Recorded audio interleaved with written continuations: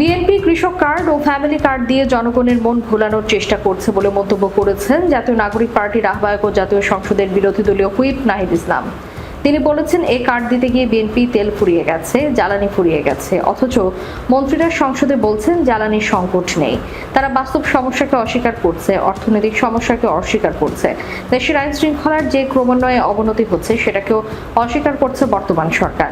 তিনি আরো বলেন, আমরা দেশের ও জনগণের স্বার্থে এই সরকারকে সর্বাত্মকভাবে সহযোগিতা করতে প্রস্তুত ছিলাম, কিন্তু বিএনপি সরকার সহযোগিতার সব দরজা বন্ধ করে দিচ্ছে। আমার জানা নেই বাংলাদেশের ইতিহাসে এত কম সময়ে মাত্র 2 মাসে এত অজনপ্রিয় কোনো সরকার হয়েছিল কিনা। এই সরকার গত 2 মাসে যে পরিমাণ অজনপ্রিয় হয়েছে আমরা জানি না আগামী 6 মাস পর এই সরকারের কি হবে।